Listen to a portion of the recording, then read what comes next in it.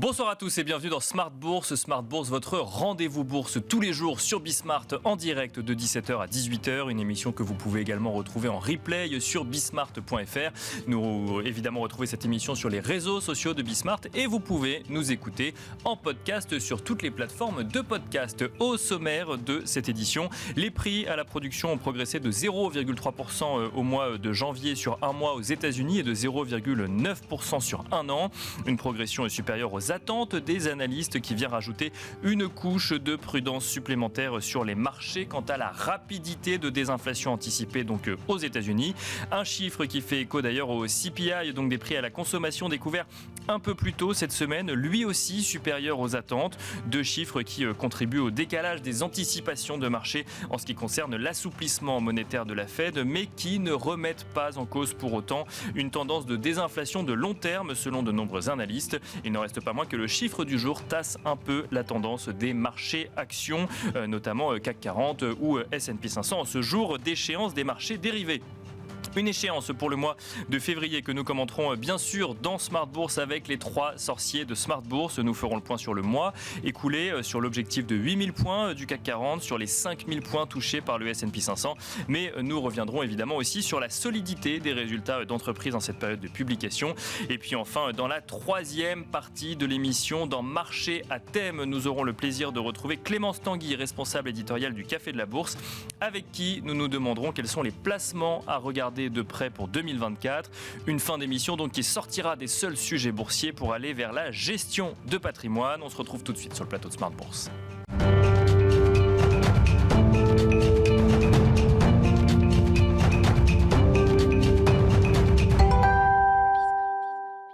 Et nous commençons tout de suite avec Tendance mon ami, le résumé complet de l'actualité boursière du jour proposé par Pauline Gratel. Le CAC 40 a franchi un nouveau plus haut à 7800 points au cours de la séance ce matin pour la première fois de son histoire. Cet après-midi, la bourse de Paris est un petit peu plus hésitante. Côté américain, le S&P 500 clôturait hier soir à un nouveau sommet après les publications des ventes de détail qui se sont contractées et la baisse de l'activité manufacturière.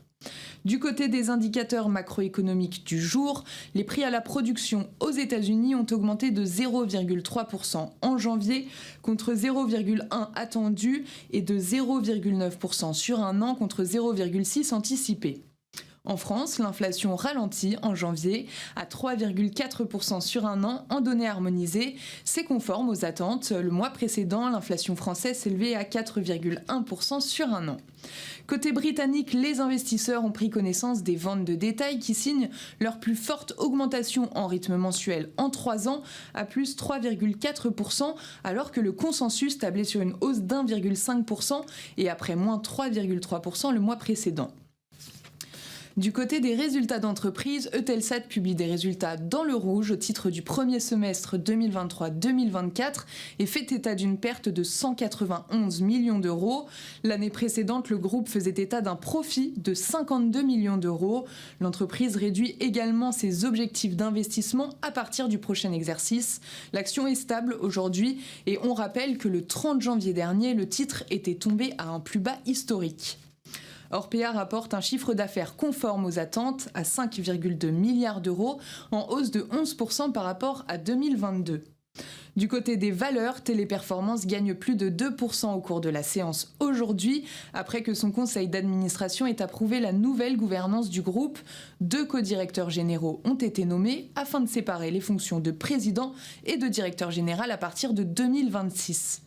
Airbus est toujours en baisse aujourd'hui à Paris d'un peu plus de 2%. Safran annonce des discussions constructives avec Airbus dans le but de conclure un accord sur la quantité de moteurs fournis par Safran à Airbus en 2025. TF1 est l'une des plus fortes hausses du jour. Le groupe fait état hier d'un bénéfice augmenté au titre de l'année 2023 à 192 millions d'euros en progression de 9%. Des annonces saluées par les investisseurs, le titre est en hausse de plus de 7% au cours de la séance. Lundi, du côté des résultats d'entreprise, les investisseurs prendront connaissance de ceux de Forvia et BIC notamment. Le début de semaine sera particulièrement léger du côté des indicateurs macro. Voilà donc Tendance mon ami, le résumé complet de l'actualité boursière du jour proposé par Pauline Gratel.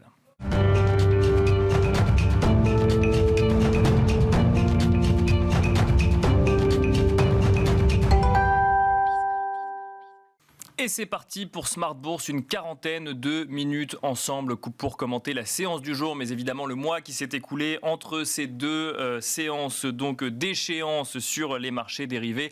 Pour commenter cela avec nous ce soir, nous avons le plaisir de retrouver les trois sorciers de Smart Bourse. Romain Daubry tout d'abord. Bonsoir Romain Daubry. Bonsoir Nicolas. Membre de la cellule info d'experts chez Bourse Direct. À vos côtés, nous avons le plaisir d'accueillir également Jean-Louis Cussac. Bonsoir Jean-Louis Cussac. Bonsoir Nicolas. Trader et formateur. Et nous avons le plaisir d'accueillir également à ma gauche Philippe Béchade. Bonsoir Philippe Béchade. Bonsoir à tous. Rédacteur en chef de la Bourse au quotidien. Alors on va revenir un petit peu sur les niveaux clés, sur les actualités de ces derniers jours, avec un S&P 500 qui a passé les 5000 points, avec un CAC 40 toujours parti pour aller chercher les 8000, même si ce n'est pas encore le cas à l'heure actuelle. On va commencer avec vous, Romain Daubry. La séance n'est pas tout à fait terminée, mais on peut tirer un premier bilan de cette journée d'échéance, Romain. Bien sûr, on a un élément clôturé, c'est la compensation du futur CAC 40 pour le mois de février qui a clôturé à 7764,5, cours de compensation à 16h, une progression de 403,40 et plus de 5%, 5,5% de progression par rapport au mois précédent, au mois de décembre. Donc un beau mois de décembre, un mois de janvier de consolidation, 3,25%, et puis un mois de février avec un plus haut et un marché qui a progressé. Alors ce qu'on peut en dire en termes d'intérêt, c'est que sur les indices américains, c'était correct. La dernière séquence haussière sur les indices américains s'est faite avec peu de pression haussière. On a eu 3-4%, on va dire, de hausse de la position ouverte pour 4% de hausse de l'indice S&P. Ça n'est pas beaucoup. C'est pas beaucoup de contrats futurs, mais c'est dans le sens de la tendance. Sur le CAC 40, on a progressé de 4,45%. Je donne les chiffres à hier soir. Bien sûr. Donc c'est pour que ce soit cohérent. Et là, il n'y a pas eu de changement dans l'évolution de la position ouverte sur le CAC 40. C'est quand même très bas. On est à moins de 180 000 contrats futurs ouverts.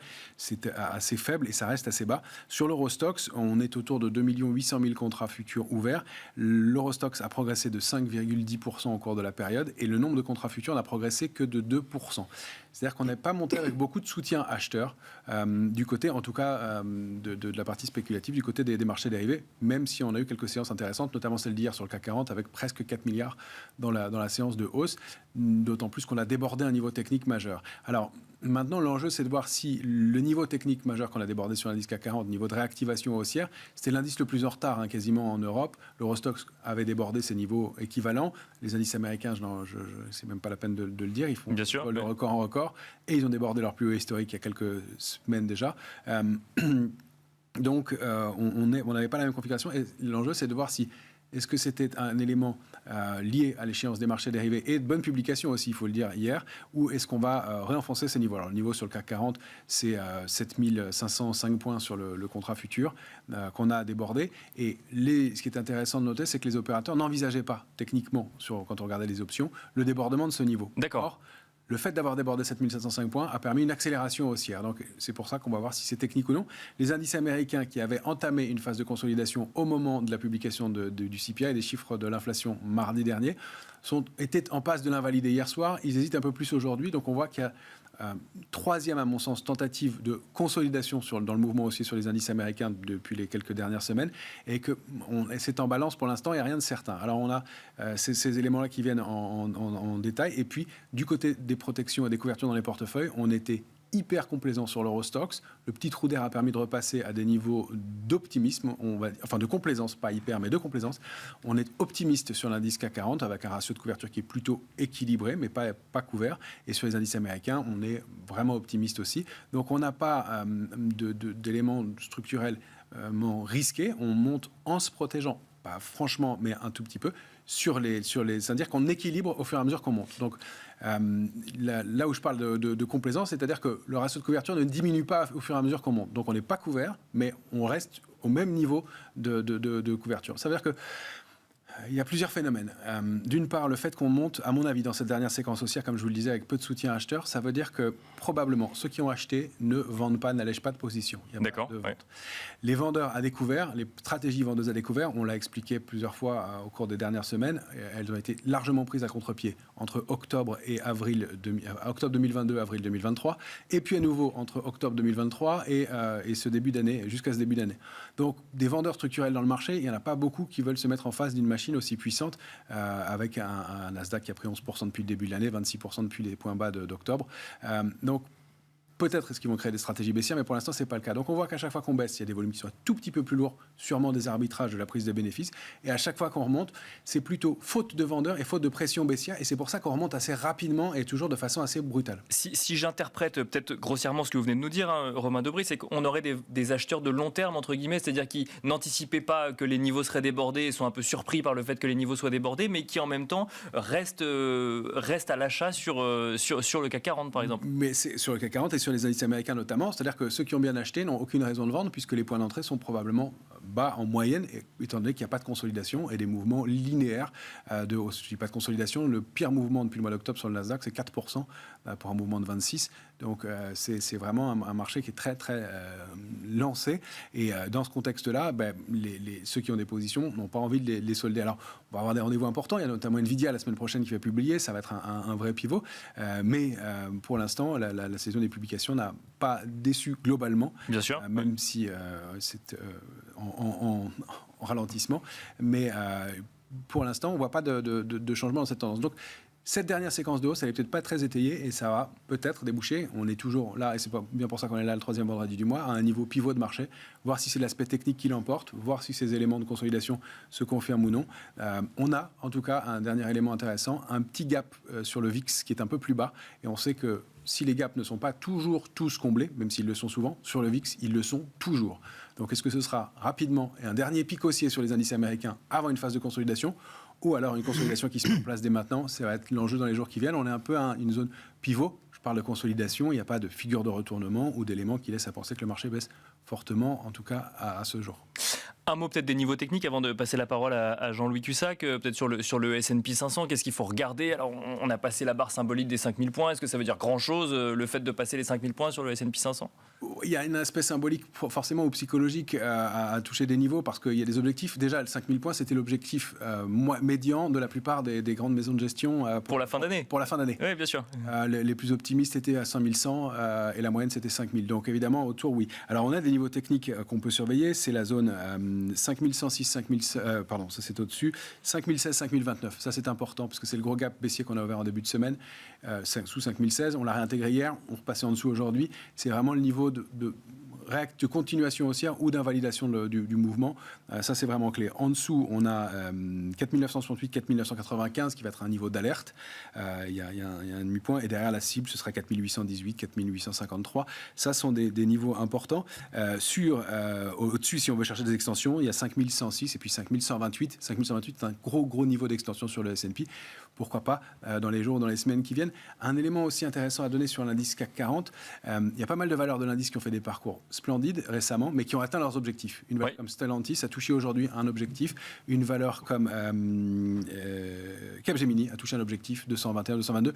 Objectif graphique technique. Ça ne veut pas dire que ce soit la fin du mouvement. Ce sont des objectifs à minima, ils peuvent être débordés, mais ça peut être l'opportunité pour des opérateurs de prendre un peu de bénéfices. Une valeur comme Schneider, elle a progressé de 56% depuis ses points bas d'octobre dans les gestions, que ce soit pour des questions d'arbitrage, des questions d'équilibrage des positions, ne serait-ce que pour ça, ou simplement de prise de bénéfices, il peut y avoir un petit peu de consolidation, même si le parcours reste haussier et qu'il n'y a aucune figure de retournement sur le titre.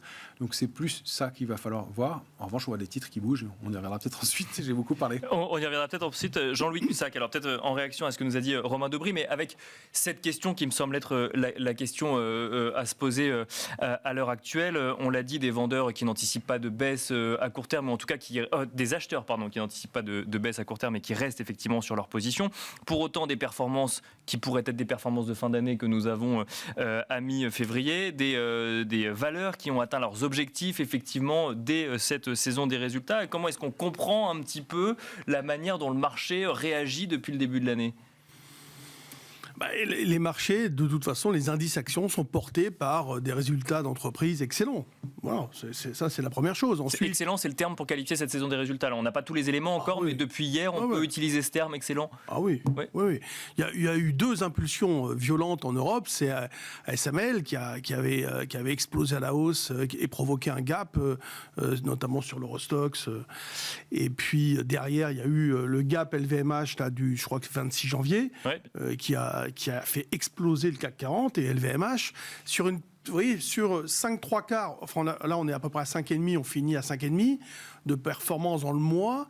Je crois que j'avais regardé, LVMH, c'est 40% de la perf. Oui, bien sûr. LVMH a pris 24%, et elle est passée de 9,80 à 11 et quelques de pondération.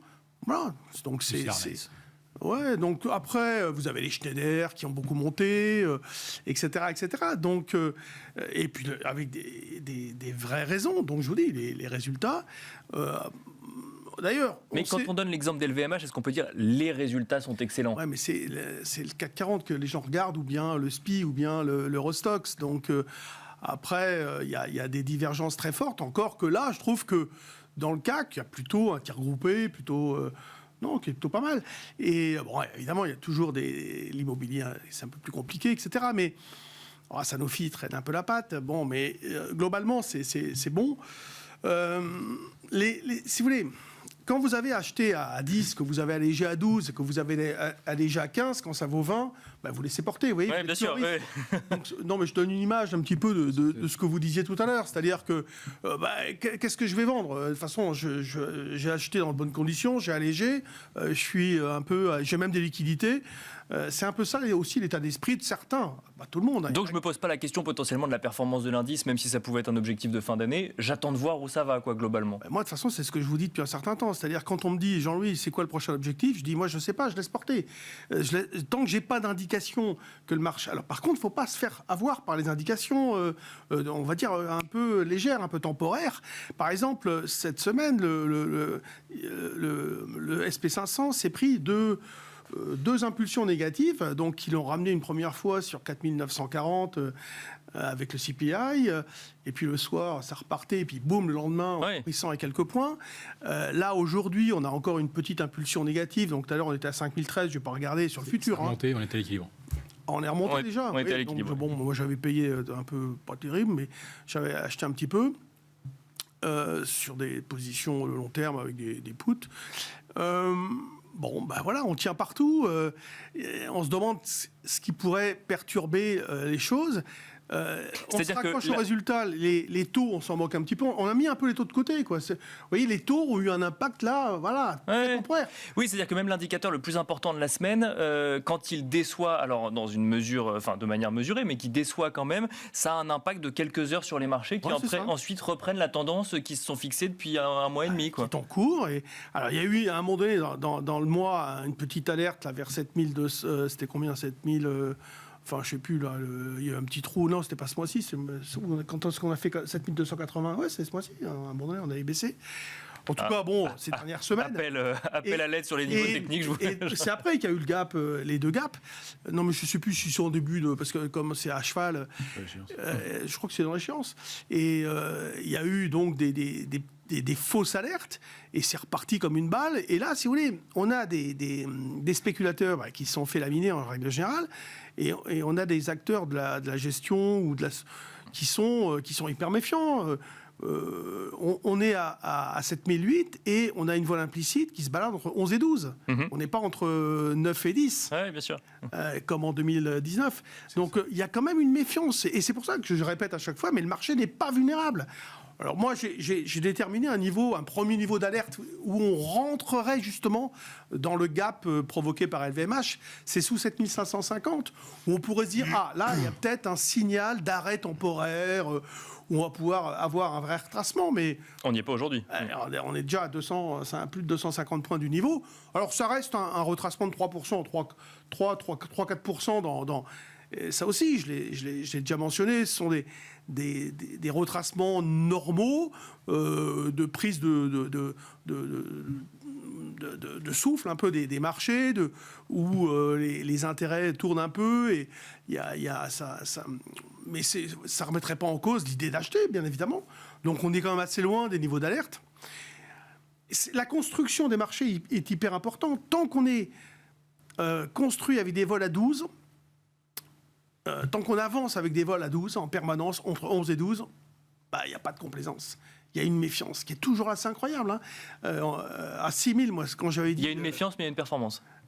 Il y a une méfiance parce que tout le monde est bien conscient que les prix sont élevés.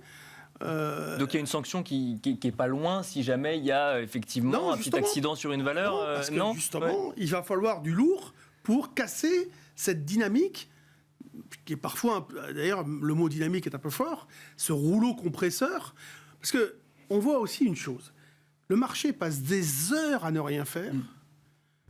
Et qu'est-ce qui va se passer? C'est une stat américaine qui va faire monter d'un cran, et après on redérive horizontalement, et etc.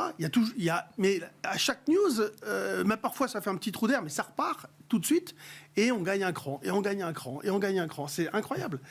Et puis, il y a beaucoup je pense, d'acteurs de la gestion qui sont un peu pas suffisamment investis, bien sûr, et qui se disent, bon, ben, c'est quoi les idées? Alors, ces derniers jours, là, ils allaient, même qu'aujourd'hui, l'équipement automobile, là, ils ont un peu tapé, ils ont acheté dessus, ils ont acheté un peu, mais c'est les Plastic Omnium, les Forvia, tout ça, c'est à la cave, au plus bas depuis des mois et des années même.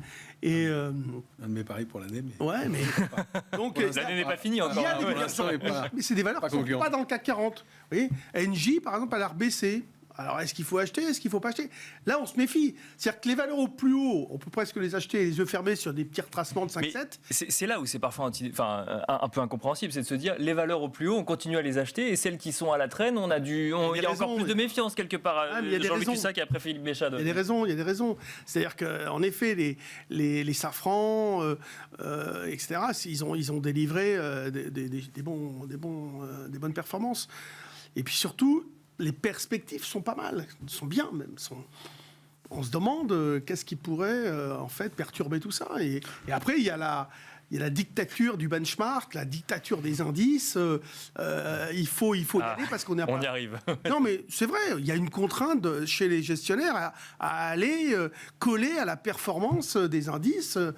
Parce que sinon, eux-mêmes tirés par un faible panier de valeurs qui font toute la performance et c'est difficile de justifier de ne pas y être. 25%, enfin, je crois que les 7 magnifiques, c'est 25%. Non, 32. 32 maintenant 32% du S&P. Du S&P, donc on était à 25 il n'y a pas longtemps. C'est sûr, 32, c'est beaucoup. Oui. Philippe Béchade. Je lui fais confiance. Philippe Béchade, votre analyse un petit peu de cette journée, mais de ce qui s'est passé entre ces deux journées d'échéance. C'est vrai que sur ce plateau, j'ai entendu plusieurs fois cette semaine, acheter au plus haut, c'est pas si grave quand on parle des valeurs qui tirent la cote, que ce soit les techs aux États-Unis ou ces quelques valeurs qui tirent la cote en France aussi, presque un peu antinomique avec la gestion active. Mais ça n'existe plus, la gestion active. C'est fini. C'est un phénomène marginal, la gestion discrétionnaire. 10 minutes d'émission, on y est. Non, mais c'est même pas 5% des flux au quotidien. La gestion discrétionnaire, ça n'existe plus. C'est epsilon. La gestion via ETF, c'est 53% des liquidités qui vont là-dessus. Mais hors des 53%, vous avez également autant de fonds qui font la gestion indicielle passive. Donc le passif, c'est, je sais pas, ça va être 70%. Donc la dictature du benchmark, bien sûr, si vous n'avez pas les 5 ou 6 valeurs qui sont les plus performantes, vous êtes forcément largué. Donc donc ça veut dire quoi? Tout le monde est condamné à avoir la même performance parce qu'on va sur les mêmes 7 valeurs qui tirent, ou alors 6 aujourd'hui, qui tirent la cote aux États-Unis, par exemple? Si vos clients vous suivent depuis 30 ans, vous aiment bien, et bon, Warren Buffett, il a eu des sous-performances dans sa carrière. Il domine 90% des gérants dans le monde depuis 50 ans. Mais il lui est arrivé d'avoir des contre-performances. On lui pardonne. Quand vous êtes un gérant et que vous avez déjà un portefeuille qui a 95% indiciel et que vous essayez de jouer avec 5-10 titres différents, si vous sous-performez, ça fait des mauvais points. Hein. Alors maintenant, je vais revenir un peu sur le contexte. Donc, les résultats sont bons. Alors moi, j'ai regardé, mais Romain et Jean-Louis doivent connaître ça par cœur. Depuis mars 2009, pas un seul trimestre en 15 ans n'a été marqué par des résultats en dessous des attentes. Ouais. Voilà. Là, on parle du sujet communication autour des résultats d'entreprise. Donc, si vous voulez, les résultats sont bons, les résultats sont meilleurs que prévu. Ça fait 60 trimestres consécutifs qui sont supérieurs aux attentes. Oh, surprise! Le 4e trimestre 2023 était supérieur aux attentes. Qui elle-même avait potentiellement été révisée à la baisse. Je n'en reviens pas. Alors, dans les bénéfices... Mais alors, qu'est-ce qu'on regarde? Non, mais c'est intéressant. C'est-à-dire qu'on ne regarde pas les résultats, on regarde les perspectives, on regarde les guidance. On regarde surtout les guidance. Et puis, dans les résultats, il y a quelque chose qui est très important, c'est les rachats de titres. Alors, ce n'est pas un phénomène très important pour les valeurs françaises. C'est un phénomène extrêmement important pour les entreprises américaines. Mais en fait, les 10 valeurs qui rachètent le plus de titres, qui font le plus de buybacks, c'est plus de 90% de tous les buybacks qui sont annoncés. Donc, qu'est-ce qu'on a? On a 90 milliards par an avec Apple, on a 60 milliards par an avec JP Morgan. Enfin, c'est des monstres. Mais ça impacte les résultats parce que c'est de l'argent restitué aux actionnaires quelque part et ça amplifie la performance. Donc je dirais que les buybacks, globalement, c'est entre 25 et 30% des bénéfices additionnels. Mais c'est pas rien, un quart. C'est pas rien. Si on retire ça, on s'aperçoit qu'il n'y a pas vraiment de progression. Regardez les résultats de Michelin. Alors, salués par je ne sais plus combien de hausses. Et puis, puis on se dit, ben, non, en fait, la réalité, c'est que les ventes, elles stagnent et que les bénéfices stagnent. Ah ouais, mais on pensait que ça serait tellement plus mauvais que ça. Voilà. Alors, pour les entreprises qui ont réussi à faire des bons résultats... Donc, alors, avec Jean-Louis Cussac, on parlait d'une saison excellente. C'est pas le terme que vous utilisez pour cette saison des résultats? Non, mais toutes les saisons sont excellentes. D'accord. Toujours. Mais en fait, par rapport à il y a un an, non, c'est pas fulgurant. C'est pas fulgurant. Les résultats progressent pas énormément. Et encore, ils progressent grâce au cynisme des entreprises qui ont continué d'augmenter leurs marges en se disant vu qu'il y a de l'inflation, allez, on va y aller, on va tirer dessus. De toute façon, il y a bien un moment où le consommateur ne suivra plus. 2024, 2025, on ne sait pas. Mais tant que le consommateur paye, bon, on va lui arracher la gueule. C'est la réalité. Donc, on engrange tant qu'on peut. Et puis le jour où on ne pourra plus monter les prix, plus augmenter les marges, là, ça rigolera moins. Mais pour l'instant, ça rigole. En attendant, sur ce sujet justement d'augmenter les marges, moi j'ai l'impression que c'est ce qu'on regarde aujourd'hui principalement dans les résultats d'entreprise, c'est la capacité d'une entreprise à faire passer des hausses de prix. Et c'est pour ça que LVMH gagne 20% en une séance. Mais attention c'est pas les résultats qui étaient extraordinaires, parce que c'est une des premières fois. Moi, LVMH, je la suis depuis 1985, depuis le rachat de Rakami, etc., par Arnaud. La norme pour LVMH était plutôt 10, 11, 12% de croissance par trimestre. Là, on annonce un truc à un chiffre. Donc, historiquement, c'est quand même pas les résultats les plus extravagants de LVMH depuis 25 ans. Qu'est-ce qui s'est passé? Les vendeurs se sont fait déchirer, exploser. C'est des rachats de short qui font monter LVMH de 20%. C'est pas des résultats à plus 8% sur un an. SAP, pareil. ASML, personne s'attendait. Qu'est-ce que nous a annoncé ASML? Alors effectivement, grosse augmentation du carnet de commandes sur le dernier trimestre 2023. Mais prévisions très prudentes pour 2024. On n'a absolument pas entendu la prudence d'ASML sur 2024. Qu'est-ce qui s'est passé? À plus 10%, vous avez des gens qui se sont précipités et c'est des rachats de short qui ont fait flamber. Et je dirais, pour terminer, Jean-Louis dit, le marché n'est pas vulnérable. Mais là, j'ai des tas d'exemples récents d'entreprises qui se sont désintégrées de moins 25, moins 30%. Snap, on a eu des Expedia, etc., qui ont été expédiés par le fonds. Quand le décrochage est arrivé, je peux vous assurer qu'il n'y avait aucune vulnérabilité. C'est arrivé comme ça, boum, la mine explose.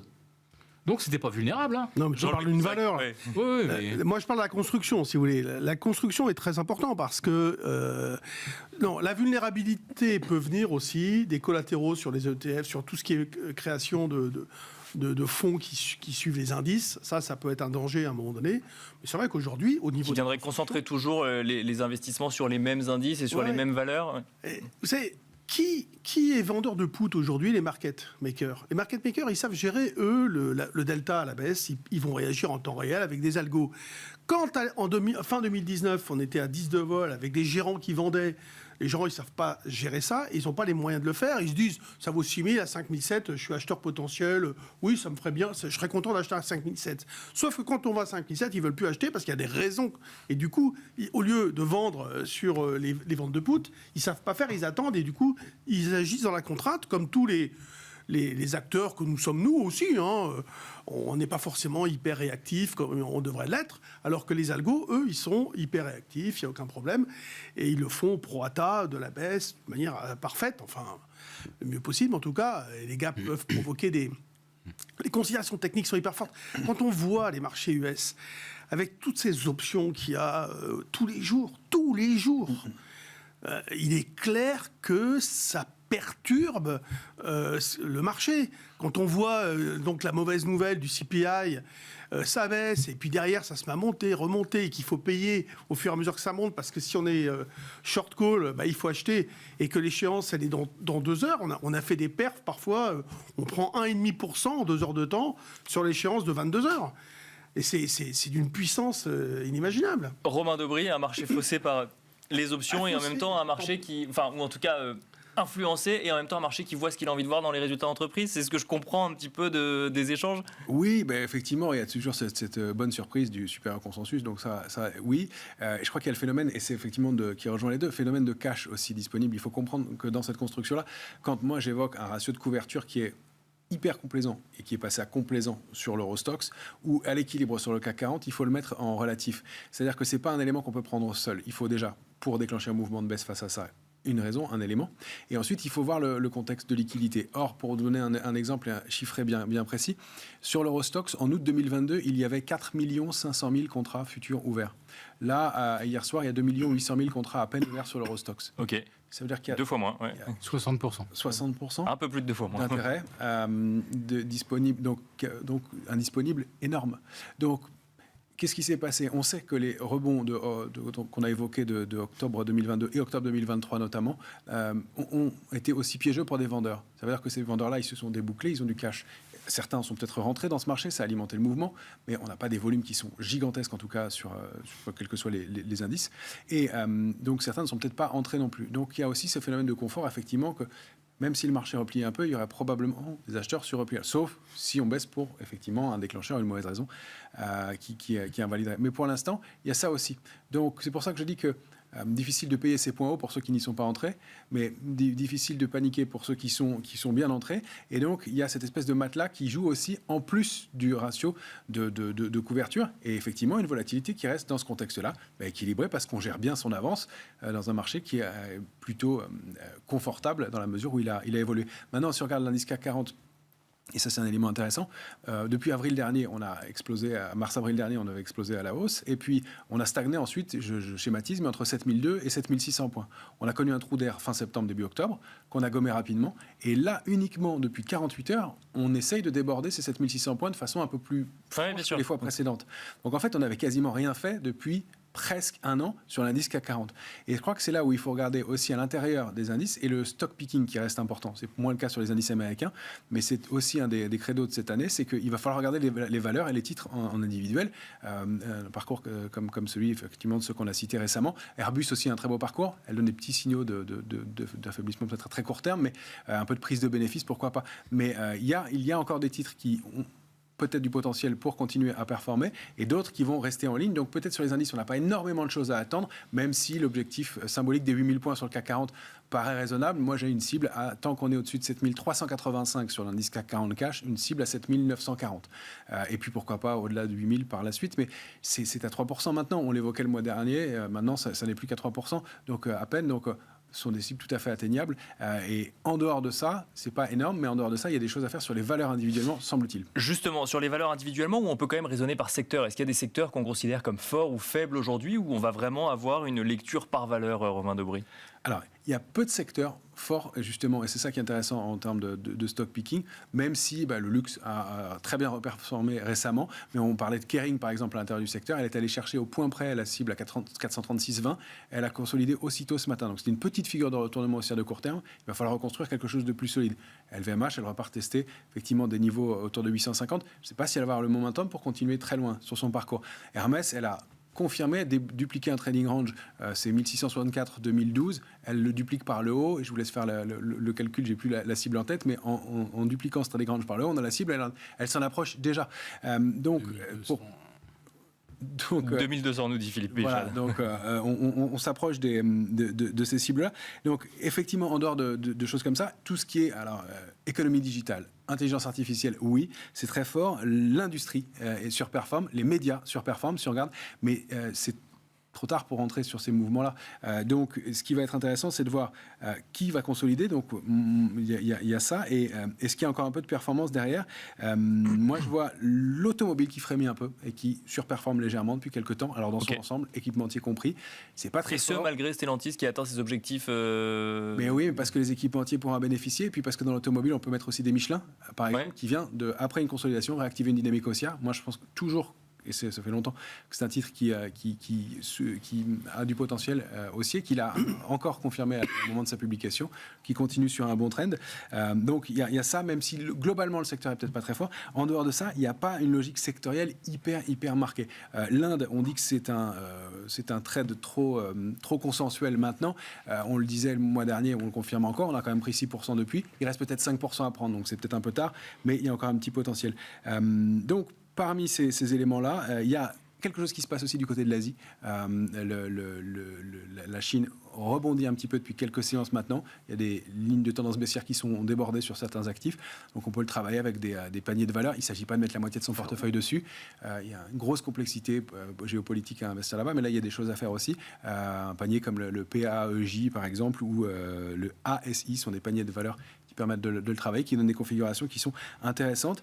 Puis moi je crois toujours dans les matières premières et les ressources de base pour les semaines ou les mois qui viennent. Après il y a des valeurs individuellement, on pourra y revenir aussi, mais en tout cas il y a encore des choses à faire sur des titres individuellement, même sur les indices on n'attend pas des explosions à suivre. Philippe Béchade, en réaction peut-être à ce que nous a dit Romain Debré, avec un élément supplémentaire. Souvent sur ce plateau, j'entends que le moment des small et mid cap va arriver. Alors c'est vrai qu'il est souvent annoncé, mais personne nous dit que c'est le moment à l'heure actuelle. À intégrer aussi peut-être dans la réflexion, Philippe Béchade. Non, actuellement sur les small et mid cap, c'est fuyez pauvre fou. On l'a expliqué avec l'effet d'aspiration des géants. Hein. Vous avez par exemple Nvidia qui prend 610 milliards de capitalisation en 6 semaines. 610 milliards. C'est quand même 20 fois son chiffre d'affaires de 2023, hein, qu'on essaie de se figurer. La dinguerie du truc. Les 7 fantastiques, alors moi j'ai switché, j'ai remplacé Tesla par AMD. Comme ça, on n'a vraiment plus d'automobile, on est vraiment que dans la thématique IA. Donc on est à 30% ou 32% du S&P. Pour aller les acheter, là aujourd'hui, vous êtes obligé de vendre pratiquement 80% ou 90% des autres valeurs du S&P. C'est une situation extraordinaire. Les 5 premières capitalisations du S&P, depuis le 1er janvier, c'est 1600 milliards de capitalisation supplémentaire sur 5 titres. Il faut vendre tout le reste. Parce que sinon, si vous ne vendez pas le reste, vous ne faites pas le benchmark.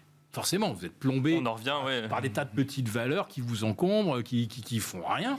Et ce qui est amusant, c'est que le panier d'achat aujourd'hui, au 16 février, c'est exactement le même que le 16 février 2023. C'est les mêmes valeurs. Les mêmes. Bon, pas Tesla, mais c'est les mêmes. Et il n'y a pas de rotation sectorielle. Quand vous avez un marché qui corrige vraiment, le truc classique, c'est allez, on revient tout de suite sur les cadors, les champions du profil, les champions de la marge, donc le luxe, Apple, etc. Puis après ça, en deuxième rideau, on revient sur les industriels. Peut-être que l'horizon économique s'éclaircit, donc ça va peut-être tirer un peu. Puis alors, on les voit monter. Après ça, on voit effectivement les Schneider, etc., les serres liquides. Et puis en troisième, vous avez les valeurs un peu en distress, puis on se dit, mais finalement, si l'année était vraiment très très bonne, peut-être que ça pourrait permettre à Vallourec ou à d'autres de se redresser. Mais il n'y a aucun de ces phénomènes qui se manifestent depuis un an. Il n'y a jamais ces 3 temps. C'est on repart à la hausse, on repart exactement avec sur cette même concentration. Les mêmes. Donc on est sur un truc qui ressemble beaucoup quand même à 99-2000. Mais surtout, on vient de passer un cap, techniquement. Je ne sais pas si vous avez entendu parler de Super Microchip, la valeur qui a fait 334% de hausse en 4 semaines. Donc, cours triplé en 4 semaines. Bon, c'est un concurrent d'ARM, AMD et Nvidia. Son RSI vient d'atteindre 97. Alors qu'on se figure, à 60, quand le RSI passe les 60, on n'est plus bon marché. À 70, on commence à devenir cher. À 80, alors là, ça brûle. Là, ils sont à 97. Il n'y a qu'une seule valeur dans l'histoire depuis le début du 21e siècle qui a dépassé 97 de RSI. C'est le fameux GameStop lorsque les vendeurs à découvert se sont fait massacrer en mars-avril 2020. Enfin, on voit des choses qu'on n'a jamais vues quand même. Les 15 semaines de hausse, peut-être la 16e, puisque là, le S&P, il est dans sa 16e semaine de hausse. 15 sur 16. Alors moi, comme j'avais vu que c'était la première fois que ça arrivait depuis 52 ans, je suis allé demander à ChatGPT. Ah oui, quand même. Hein. Qui peut être d'une grande aide, apparemment. J'ai regardé les dernières vidéos là, qui sont extraordinaires, générées là, par un des algos d'OpenAI. Et je lui ai demandé, 16 semaines de hausse, c'est arrivé quand ? 72. Hein ? 72, non ? Alors ça, c'était 52. Ça, il y a 52 ans. Ça, c'était pour les 15 semaines de hausse. C'est ça. Les 16 semaines de hausse, j'ai demandé. Là, le ChatGPT n'a pas pu me répondre. Hein. Il m'a rien répondu. Rien. Donc, voilà, c'est plus un marché. Enfin, Jean-Louis Cussac. Il n'y a jamais de consolidation et il n'y a plus de vendeurs. Donc, je me dis, qu'est-ce qui arrivera le jour où il va se passer n'importe quoi, on ne sait pas. Mais là, on ne pourra pas compter sur les vendeurs pour se racheter et empêcher que les cours aillent trop bas. Jean-Louis Cussac, pour compléter et finir sûrement là-dessus, en réaction à ce que nous dit Philippe. Non, mais sur les mid et small, parce que c'était un peu la question au départ, il y a quand même un regain d'intérêt depuis quelque temps assez régulier, on va dire, assez manifeste. Mais il est encouragé par les OPA. C'est ça. Il y en a eu pas mal. Donc c'est vrai que ça a attiré des spéculateurs ou des gens qui se disent mais a priori cette valeur elle est opéable, ça pourrait se faire, etc., etc. Et il y en a beaucoup. Après, pourquoi elle ne surperforme pas aussi ? Pourquoi elle ne décolle pas vraiment ? Pourquoi elle ne bénéficie pas de la tendance ? Parce que beaucoup sont quand même beaucoup endettés. Et voilà, c'est les endettements, les financements leur coûtent cher. Il y a des endettements, il y a du financement qui coûte cher, on a des taux d'intérêt. Regardez, dès que les taux d'intérêt remontent, on voit que, par exemple, les foncières qui baissent, etc., toutes les boîtes endettées, elles baissent. Moi, par exemple, je suis sur Elior. C'est drôle parce que c'est une valeur un peu spéculative, bien sûr, mais on voit dès que les taux, elles rebaissent un peu. Et puis dès que les taux se calment, elles remontent un peu plus. Ça ne se joue pas sur beaucoup en ce moment, mais ça joue. Mais donc, assouplissement monétaire de la Fed ou de la BCE, dans un contexte où les marchés sont plutôt solides en début d'année, ça veut dire que c'est peut-être enfin le moment des small et mid ou pas forcément ? Il y en a qui se disent que... Non, mais le problème... On l'entend, ça, c'est un discours qu'on entend. Ouais, mais le problème, c'est que là, pour un gérant, c'est tellement plus simple d'acheter... Ce qui fonctionne, quoi, on va dire. Prendre un risque d'aller sur des small et mid, je comprends que il y a le risque de liquidité, il y a le risque d'accident, non, mais c'est vrai que c'est compliqué. Donc il y a des gestionnaires peut-être qui ont des spécificités à aller là-dessus, mais il faudrait que les clients finaux disent moi j'investis dans des fonds small cap et c'est pas vraiment le cas. Le risque, à un moment donné, il viendra de là. C'est-à-dire qu'on va tellement surpayer les grosses que, oui, il va y avoir... De toute façon, les arbres ne montent pas au ciel, comme les taux d'intérêt ne vont pas monter au ciel. Et une approche sectorielle ou verticale, avant de passer la parole à Romain Debrye, sur les small et mid, non, sur des grandes thématiques comme l'intelligence artificielle ou autre. Alors ça, c'est peut-être plus sujet aujourd'hui, mais... Non, mais ça a été payé. Unibail, tous les trucs comme ça, ça a bien monté. Là, donc, il y a les équipementiers automobiles qui pourraient frémir. Mais moi, je regardais Plastic Omnium. Alors aujourd'hui, elle a pris 4%, je crois, mais elle est au tapis. Forvia, elle est au tapis. Léo, il y a une petite divergence aussi. Oui, alors il y a des possibilités, mais il y a tellement eu de faux démarrages aussi là-dessus qu'il y a une méfiance extrêmement importante. Mais... Après, on peut parler aussi de l'euro-dollar aussi. Je ne sais pas si... il nous reste une minute. Alors, Romain, peut-être rapidement sur réaction sur les small caps. Il y a des gestions qui ouvrent des fonds à small et mid caps. Moi, je pense qu'effectivement, ça rejoint la question d'avant, ça va être stock picking. Donc, est-ce que l'ensemble des small et mid caps ou est-ce qu'il va y avoir des paniers ? On voit que si on regarde un panier de small et mid caps Europe, bouge pas beaucoup, il reste bloqué autour de sa médiane. Individuellement, sur les titres, il se passe quand même des choses. Il y a quand même des valeurs qui bougent un peu en ce moment. Il y a des réactions et des parcours qui sont pas mal. Donc, il faut les regarder, à mon avis, individuellement. Et il va y avoir des reports de prise de bénéfices sur les grosses qu'on aura du mal à payer, je pense, sur les small et mid, oui. Jean-Louis Cussac, l'euro-dollar, rapidement. Là, c'est surprenant parce qu'il s'est affaibli. C'est le dollar qui a bien progressé. Et il ne bouge plus, là. C'est incroyable. Il est entre 1,07 et 1,08. Voilà. Et il est scotché. Donc, moi, j'ai considéré qu'on était dans une... En ce moment, ma stratégie, c'était j'achète proche d'un 0,7, je vends proche d'un 0,8 et je mets des stops de chaque côté. Voilà, alors, vraiment, c'est très basique parce qu'il n'y a pas d'indication directionnelle. Il y avait, à un moment donné, quand on a cassé un 0,730, je disais peut-être qu'on va aller chercher un 0,630. Même pas. On a tenu, on le voyait le marché, il tenait, avec des volumes qui s'étaient vraiment... Enfin, des volumes directionnels. Hein, parce qu'il faut faire attention, parce qu'il y a les swaps, les machins, etc. Mais en volume directionnel, en intérêt directionnel, il n'y avait vraiment rien. Et c'est un marché qui est là, qui ne bouge pas pour l'instant. Philippe Béchade, rapidement. Je vais parler en 20 secondes d'un proxy du dollar, qui est même son reflet inversé, qui est l'or. Ouais. Voilà. Donc il a bien tenu, hein, malgré la hausse des taux. Ils viennent quand même de prendre 50 points en 4 semaines. C'est quand même pas rien, 50 points.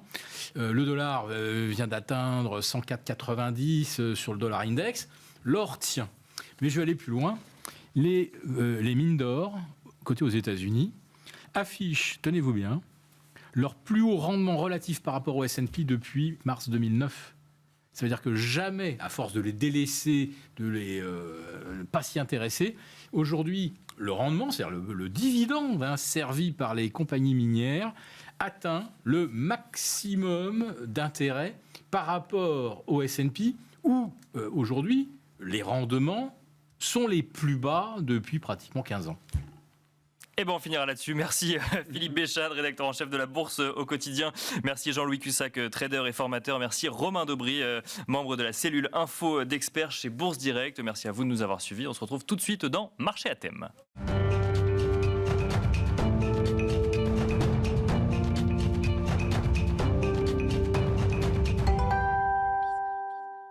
Et nous enchaînons à présent avec Marché à thème. Nous allons sortir de la simple analyse boursière pour regarder un petit peu au global dans la gestion de son patrimoine. Quelles sont les idées de placement ou les placements à regarder pour l'année 2024. Et pour cela, nous avons le plaisir de recevoir sur le plateau de Smart Bourse Clémence Tanguy. Bonsoir Clémence Tanguy. Bonsoir Nicolas. Responsable éditoriale du Café de la Bourse, donc cafedelabourse.com. Vous avez sélectionné 5 idées de placement pour 2024 que vous avez classées de la moins risquée à la plus risquée. Sans surprise, on commence par les livrets réglementés. Par les livrets réglementés, tout à fait. Alors on peut se dire, oui, est-ce que c'est vraiment rentable étant donné l'inflation? Alors déjà, c'est toujours plus rentable que le compte courant. Donc pour l'épargne de précaution, pour le financement des projets court terme, on va toujours, sans se poser de questions, aller vers les livrets.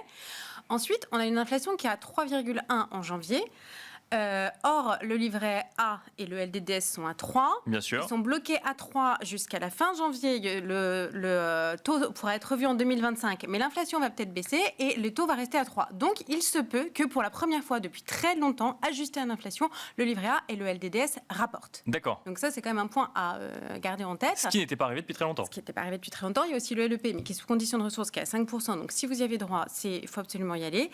Et puis, on a aussi quand même des offres de plus en plus agressives de la part des banques qui font des livrets avec des taux boostés qui peuvent devenir très très intéressants si vous avez des placements sur le court terme pendant quelques mois à faire. Voilà. Donc on commence par le plus évident, ce que connaissent tous les Français, c'est les livrets réglementés. Avant d'aller vers autre chose, c'est quand même le réflexe de base à avoir. Voilà, pour l'épargne de précaution, financement court terme, c'est ça. Alors après, il va falloir se diriger vers des placements un peu plus risqués, un peu plus rémunérateurs si vous avez un horizon d'investissement un peu plus long et si vous êtes prêt à prendre du risque, évidemment.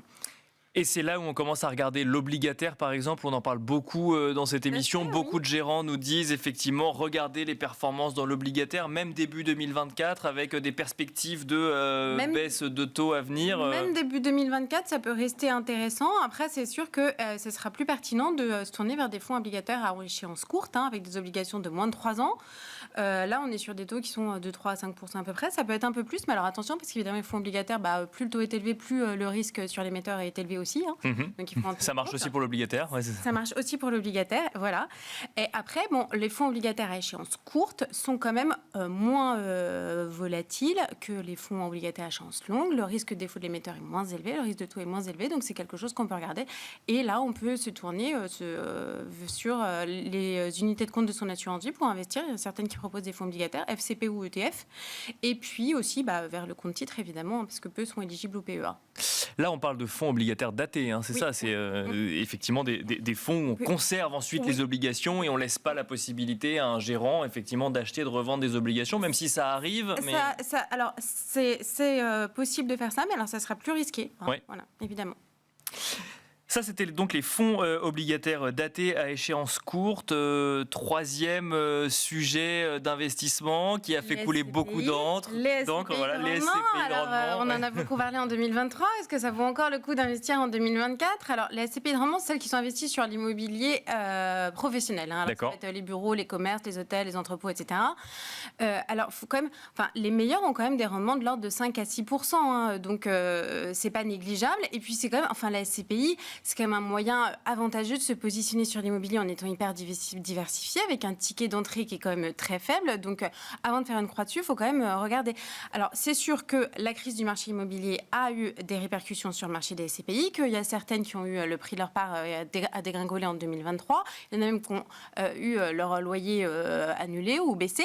Alors, c'est pas pour ça qu'il va falloir ne pas les envisager. Oui, bien sûr. Mais donc, il faut se montrer sélectif. Donc, on va prendre un acteur connu, C'est ça, vous disiez, reconnu. il faut regarder comment on Faut regarde prendre des complètement. CPI thématiques européennes récentes, peu endettées, qui ont su garder le prix de leur part inchangé en 2023 ou augmenter d'ailleurs, et qui ont su conserver des loyers à verser aux détenteurs des parts en 2023. C'est plutôt de bonne augure. On peut en effet se tourner vers ces placements. Là, ça va être en direct ou toujours, si c'est possible, regardez votre contrat, assurance vie, PER, depuis les unités de compte. On entend souvent sur les SCPI, je reste un tout petit peu sur ce point, il y a ceux qui nous disent, regardez effectivement les SCPI historiques, elles ont connu plusieurs phases et donc elles savent s'adapter, et d'autres qui disent, non, allez sur les nouvelles, elles ont collecté, elles n'ont pas encore investi, donc c'est peut-être là où il y a de la performance. Est-ce que j'imagine que les deux se justifient, mais alors comment ça va est-ce qu'on dépendre de analyse votre profil d'investisseur, et puis regardez quand même le track record de la SCPI, regardez son endettement aussi, évidemment, ça c'est quand même important. Et après ça dépend aussi de ce qu'on se considère comme une vieille SCPI ou alors si on prend une SCPI, je sais pas moi, de BNP qui a 15 ans ou une SCPI Quorum qu'en a 5, c'est pas la même chose. On va préférer une SCPI plus récente, quoi. Autre idée de placement, on arrive sur les marchés financiers, les actions. Tout simplement, Oui. mais quelles actions ? Les actions et les actions à dividendes, ça peut être une bonne idée. Hein. Ça permet quand même d'avoir un revenu complémentaire ou alors de permettre de capitaliser les intérêts. Donc, c'est quand même pas négligeable. Et puis, nous, on aime bien les actions à dividendes parce que c'est quand même souvent des secteurs stables. Hein. Ça va être les services financiers, les télécoms, la construction. Et puis, les actions à dividendes, généralement, c'est celles qui ont des flux de trésorerie réguliers, qui sont capables d'engendrer comme ça des bénéfices sur le long terme, et en plus elles ont quand même souvent un rendement en croissance sur le très long terme, et donc ça c'est quand même une protection contre l'inflation. Donc, c'est pas négligeable. Alors, chez Café de la Bourse, on a fait un classement 2024 des meilleures actions françaises à dividendes. D'accord. Donc, avec un rendement sur l'année 2023 qui va de 4,5 à 9,20%. Donc, c'est pas négligeable. Alors, après, il faut quand même faire attention et pas se focaliser sur le seul dividende. Parce que, évidemment, si le cours de bourse dégringole, une éventuelle moins-value va pouvoir vous faire perdre Oui, bien sûr, le bénéfice que vous aurez eu sur le rendement. Oui, bien sûr. Exactement. Donc, il faut quand même se montrer un peu sélectif. Et puis, il faut garder en tête que ça reste un investissement risqué, même si c'est une action dont on connaît le nom, dont on connaît le titre. Exactement. Ça reste un investissement en action avec un risque de perte en capital, et les marchés sont au plus haut en ce moment, donc voilà, ça reste risqué. Alors, un peu de pédagogie quand même. Comment j'investis en action si je n'ai jamais investi en action de ma vie ? Alors on ouvre un compte chez un courtier, vous ouvrez un PEA ou un compte titre. Vous pouvez aussi investir depuis votre assurance vie, depuis le support en unité de compte. Parfois c'est possible d'investir dans des actions en direct, c'est plus rare mais c'est possible aussi. Et puis voilà, vous passez votre premier ordre de bourse. Et puis vous apprenez, ou en tout cas vous découvrez tout simplement. Et alors, Peut-être une dernière idée en lien avec l'actualité récente. Bitcoin a passé donc les 50 000 $, qui voit sa capitalisation mondiale dépasser les 1000 milliards de dollars. Est-ce que début 2024, ça reste une classe d'actifs qu'on peut regarder aussi dans un objectif de diversification de son patrimoine? Alors effectivement, ça va être dans un objectif de diversification. C'est quand même un actif qui est... les crypto-monnaies sont des actifs très risqués, extrêmement volatiles, donc on ne va pas mettre une part trop importante de son capital dessus. 5%, c'est pas mal. Les moins averses au risque pourront dire 10 s'ils ont une horizon d'investissement très long, mais il faut quand même faire attention. Et oui, effectivement, oui, c'est forcément une bonne idée en 2024, parce que ça a commencé à se reprendre. L'hiver crypto s'est terminé à l'automne 2023. Donc, depuis octobre, ça monte. Monte. Il y a parfois des petites baisses, mais de manière générale, ça monte. Le marché a été porté quand même par les rumeurs d'approbation d'un ETF Bitcoin au comptant par la SEC, qui effectivement a été approuvé. Alors aujourd'hui, maintenant, on a les rumeurs d'approbation d'un ETF sur l'Ether au comptant. Voilà. Donc, il y a toujours moyen d'entretenir la flamme. Il y a aussi le halving du Bitcoin qui va quand même intervenir très bientôt, en avril. Et historiquement, ça a toujours été un catalyseur à la hausse pour le Bitcoin, mais pour aussi toutes les autres crypto-monnaies dans leur sillage. Et puis, de manière générale, on voit quand même que le marché des cryptos aujourd'hui, c'est plus de 2,2 milliards de dollars. Donc, c'est quand même un actif financier à part entière qui se démocratise, qui séduit les institutionnels comme les particuliers. Normalement, 2024 devrait être une bonne année pour les cryptos, oui. Même question, quand on veut investir en crypto, du coup, on passe par des plateformes. C'est plus compliqué. Alors, effectivement, il y a des plateformes crypto sur lesquelles on peut investir. Donc, ça va être Binance, Coinbase. Vous pouvez aussi investir sur des cryptos en direct, mais depuis des courtiers qui vont vous permettre de faire ça, comme Trade Republic, par exemple, ou eToro. Et puis, vous pouvez aussi vous positionner indirectement sur le marché de la crypto avec des produits de bourse via un courtier bourse. Et alors là, vous avez XTB, IG, de Giro qui vont vous permettre de vous positionner comme ça. Vous avez mentionné, Clémence Tanguy, donc l'hiver crypto. On a parlé tout à l'heure effectivement du traitement médiatique aussi qu'on a pu avoir sur les SCPI, qui a focalisé beaucoup de craintes. À l'été dernier, au sein du Café de la Bourse, vous faites beaucoup de pédagogie justement sur les sujets d'investissement. Comment est-ce qu'on aborde des classes d'actifs qui ont pu susciter beaucoup de craintes à un moment en lien avec des actualités donc qui pouvaient avoir un lien avec la classe d'actifs ou avec une manière de gérer? Et comment est-ce qu'on revient dessus? Comment est-ce qu'on aborde finalement la classe d'actifs par la suite? Alors, il faut garder la tête froide. C'est jamais très bon d'écouter ses émotions quand il s'agit de l'investissement. Et puis, avant toute chose, il faut bien se connaître soi-même et connaître son profil d'investisseur, savoir quelle est son aversion au risque, savoir aussi surtout quel est son horizon d'investissement. On n'investit pas dans une SCPI si on veut sortir ses billes au bout de 2 ans. Ça, c'est pas possible. Bien sûr, il faut garder l'idée de long terme. Ouais, exactement. Mais alors, ça dépend des placements, évidemment. Alors, on parlait du fonds obligataire daté moins de 3 ans. Si vous avez 3 ans d'investissement devant vous, vous pouvez éventuellement y aller. Sur les SCPI, si vous avez 3 ans, non, c'est pas la peine. Voilà. Merci beaucoup Clémence Tanguy pour cette réponse directe. Je rappelle que vous êtes responsable éditoriale donc au sein du Café de la Bourse. Merci beaucoup. Merci à vous de nous avoir suivis, d'avoir suivi Smart Bourse. Smart Bourse tous les jours en direct de 17h à 18h sur Bismart. Je vous souhaite un bon week-end et je vous donne rendez-vous donc lundi pour un nouvel épisode de Smart Bourse.